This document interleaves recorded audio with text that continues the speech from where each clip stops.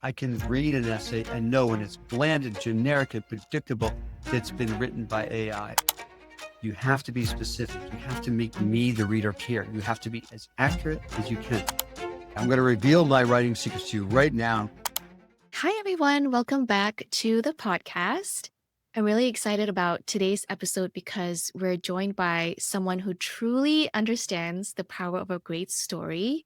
Our guest is a Pulitzer Prize-winning journalist, an author, and a college admissions expert who spent his career not just telling powerful stories, but also helping others discover and share their own. So you've probably seen his work in the New York Times, Newsweek, or even Vanity Fair. He's also been a teacher and a writing coach, and he brings a really unique behind the scenes perspective on what truly makes a college essay stand out. So, Dave, I'm so glad to have you here. Thank you for joining us. Thank you, Jillian. How are you doing today? I'm great. I'm great. I've been working with students for several days, so excuse me because my head is spinning with all kinds of good information. So, Dave, before we dive into it, I'd love to start with your story. So, as I've mentioned, you've been a journalist, a teacher, an author, and now a part of the InGenius prep team. Can you walk us through your journey? How did all these experiences really come together, and what drew you to this work? Sure. And thank you for asking that. I had a lot of experiences that seem at first like they're unconnected. And that happens even with the 17-year-old, 18-year-old students I work with. But they did weave into a narrative, into a life story. So I'll take you to one point. I was young, a couple of years out of college, and I was assigned as a journalist to live in El Paso, Texas. And the newspaper I worked with was more than 600 miles away, more than 1,000 kilometers away. And my job was to tell stories about immigration, about the border of Mexico, about the economy, about how people lived. And so I often say when you're writing, you're a translator, you're translating events, you're translating the truth as much as you can tell it to an audience. In this case, my audience was a big audience in Dallas, Texas, but they didn't know the border. They hadn't been to the border in many cases. And so I loved the fact that I could tell a story in 1,000 words, in 1,200 words, sometimes in 500 words or fewer, and make people laugh or cry or think or give money or act or get incensed. And that was a real art that I was doing because the audience wasn't right there. They didn't know this dusty, hot border city of El Paso because Dallas is a very different, much more prosperous place. But my job was to travel all through South America, Central America, and even Russia, and even parts of Africa and parts of Europe as a journalist, as a storyteller, knowing that audiences are busy, knowing that they're distracted. And really, it's similar to admissions officers. They're seeing dozens and dozens of essays every week. How do you tell your story succinctly so that every word counts, so that you bring in passion, so that you bring in expertise, so that you bring in curiosity?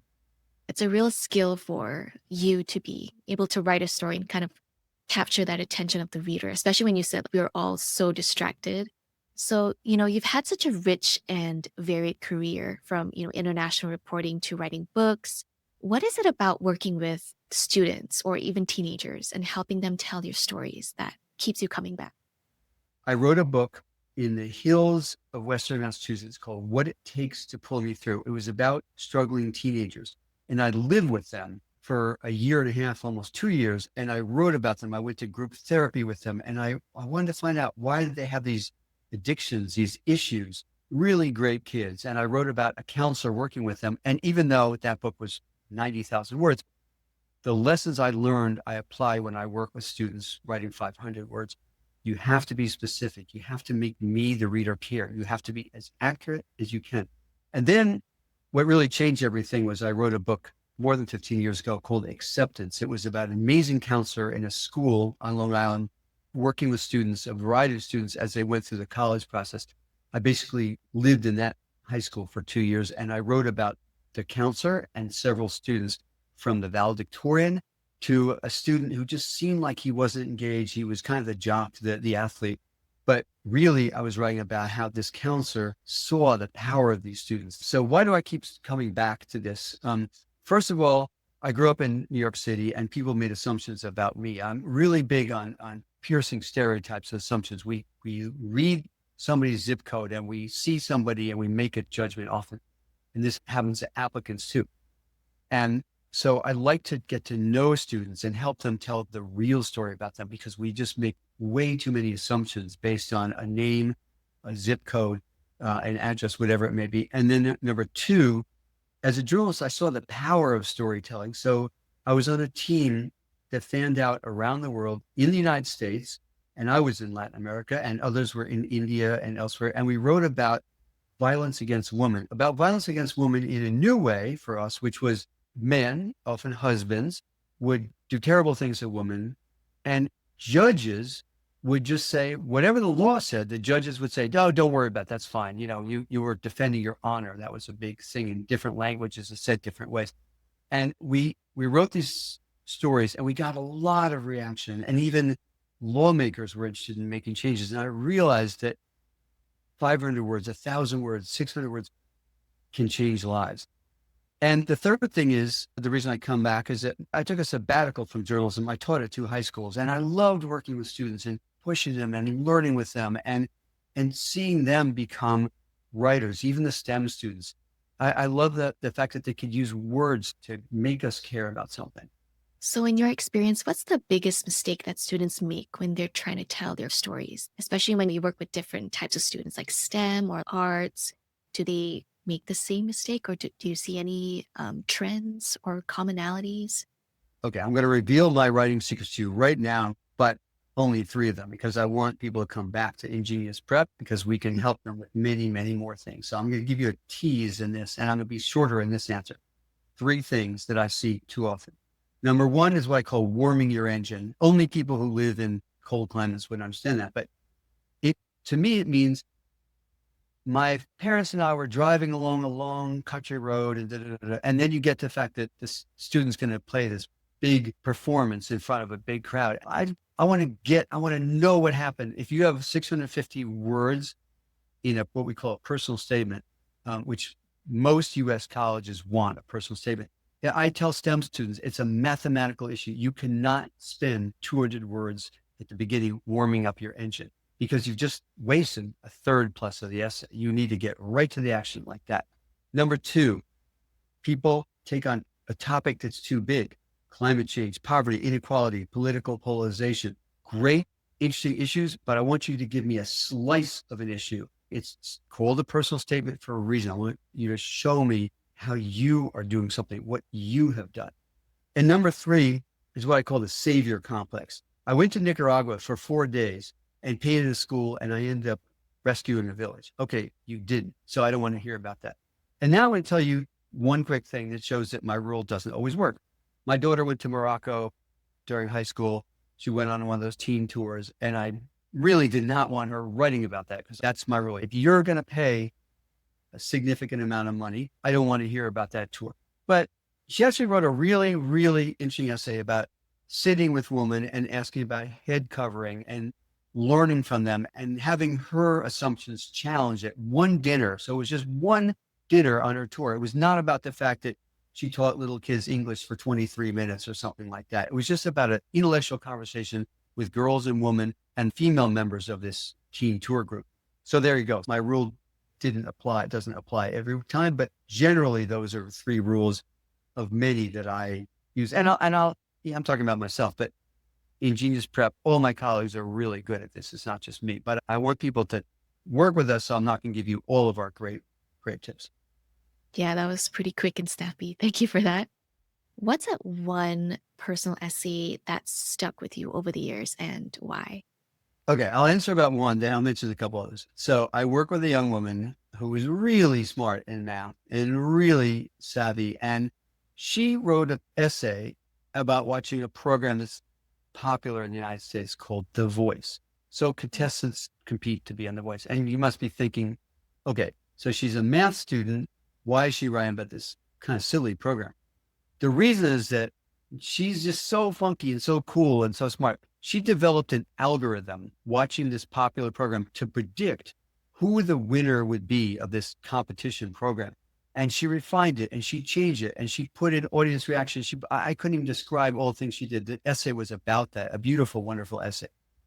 And she finally got to the point where she tweaked it and she was 87% accurate about who the winner would be. Ostensibly, it was on the surface, it was about the TV show, but it was really about her tinkering with this formula. She's going to be an amazingly successful math, science, whatever person. She's going to be a person that makes a difference. That's number one. It's so hard for me to say, like you're asking me to choose my favorite kid. So another one, I had a student in New York who wrote about being on the subway, going to class. This is an exception to my rule too, but he's on the subway and he's eating a grasshopper. And so his whole thing is he just liked to do different things and challenge himself and find different ways. So there's certain countries where people will eat insects. There's protein in them. He started just as experiment eating insects. And then then the essay is about how he goes to class and he's sharing these insects with his classmates. It went from being sort of an odd habit to he really got interested in the environmental aspects of would we do less damage to the earth if we raised fewer head of cattle and ate more insects. And so it's a thoughtful but funny and charming essay. I worked with twin boys, and they had the same job. They worked at a place that rented out boats. Now, these are very bright students, very accomplished. And I liked the fact that they were writing about just a common job. They helped people rent boats and they cleaned the boats and they taught safety and all that stuff. So this is kind of unusual. They each individually, they work with me and they decided to write about the same subject. And the amazing thing was, yeah, they're identical twins, but it's what I said at the very beginning. They had different perspectives. And so one wrote about sort of the larger issue that he realized about boat safety. And the other one wrote about this particular incident and dealing with this sort of obstreperous customer. And facts didn't contradict each other. They were complementary. They were the same facts, basically, but in a different perspective. And those are 3 essays, actually 4. Those show why I love the art of writing. And none of those, by the way, because you're going to ask me about this, could have been written by AI, by artificial intelligence. It couldn't have been done. And so I believe I can read an essay and know when it's bland and generic and predictable that's been written by AI. There's a certain real voice of a 16 or 17 or 18-year-old or a transfer student who's a little bit older that comes through. And so I think AI is great for brainstorming, for thinking. It's pretty good for proofreading. But when I work with students, I want them to be better writers in case they don't use AI, in case they have to write a report off the top there, in case they have to give a speech with no preparation. I want them to be better writers and better thinkers. And so AI is a crutch, and I don't like it for essays because I don't like the results. So, for international students applying to US colleges, what storytelling advice would you give to help them bridge cultural gaps in their essays?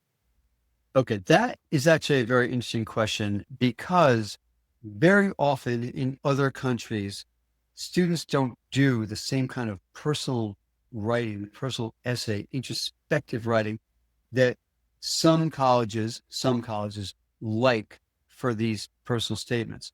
And often they don't feel comfortable talking about themselves. And so I'm going to give you advice that not everybody agrees with, but it's worked. I want you to be true to yourself. I don't want you to second guess what admissions office was. It's not personal essay in the way that we sometimes think of it in the US, but it's a personal essay and it's about your journey to understand something. So a lot of times I'll listen to podcasts and they'll say, you have to sort of do it in the US style. But I really don't believe that. I believe that personal is your personality, is your interests, your passions. Although I never, ever, ever want a student to use that word passions. It's a cliche, but it's about your journey. So I tell students, just look into yourself and tell me something I can read and I can feel like I've gotten a glimpse into your soul, a glimpse into your brain, a glimpse into what makes you tick. And then you've succeeded if you do that.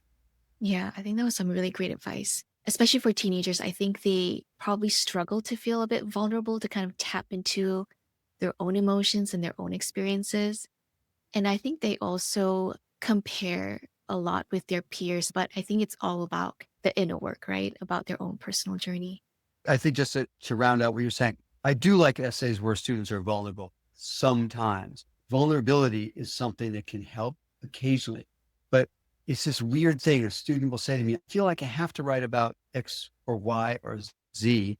And I'll say, you don't have to. I want to know what you care about. I want to know, I want to feel like I read it and I get a sense of who you are.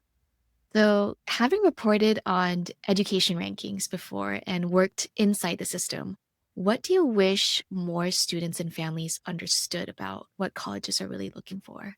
Okay, so I'm going to answer that with something personal that I discovered. So I went to Brown University, which most people listening, watching will know is in Rhode Island. I was an alumni interviewer for Brown for several years. So I talked to students and I wrote up a little report. When a student reads a newspaper or a magazine, doesn't have to be printed, could be online, and comes to me and says, I was just reading this really interesting story about higher education changing and integration rules and whatever it may be. When you're up on the news, when you're thinking about something, when you've read a research journal, when you're showing me that you're curious, that you want to go to college to learn, to challenge yourself, not just because somebody in your family said that was a famous college. And believe it or not, that does happen. When somebody comes to me and has really interesting questions from me about what I liked at Brown University, what I didn't like, what I would change if I was a president for a year. That's the kind of thing that I find really good. Instead of saying to me, how was the cafeteria, how was the dining hall food or something like that. So I'm looking for students that I think would go to a university and thrive. It's like a smorgasbord. It's like a buffet line, and you want them to take different things, but you also want them to give back. So when I feel like a student can collaborate, can work with others. Now, I'm not talking just when I'm interviewing people, I'm saying when I've looked at essays, when I read the whole package of recommendations, I want to feel like they're going to go to these amazing institutions. We have them all over the United States and Canada and the UK and other countries now too, or the universities are getting better and better. I want we people involved in higher ed, we want to see students who are going there for the right reasons. You're not just going to hang with your friends. You're going there to make yourself better. I think that was a perfect way to end this episode. Do you have any other last words or any last advice for students out there who are listening to this right now? Yes. So listen, I did this on my own when I applied to college. If I look back at my essay, I would be horrified about what got me into Brown University. So we live in a world where people get private coaches or group coaches to help them become better athletes or to help them become better artists. So the reason I joined InGenius Prep is that that's the world we live in. I do think it helps to have somebody there as your co-pilot, somebody there guiding you. I don't write students' essays, but I like to see them become better writers and better thinkers. So that's why I believe in what InGenius Prep does. I just gave you a tease, a smattering of what we do. And it doesn't matter if you work with me or someone else here, they're all really qualified. But I do think that when I read an essay that someone did on their own, I often think, I wish they had just taken the time to work with someone else. And again, honestly, not AI, not having somebody write the essay for you, but somebody coaching you become a better writer and a better thinker and a better candidate, and ultimately a better college student and a better person. That's awesome. So, Dave, thank you so much for joining us today. I think we had pretty good discussion and conversation about, your insights on storytelling and authenticity. I think I know a lot of students and parents and counselors will take this to heart. So, thank you so much for joining us.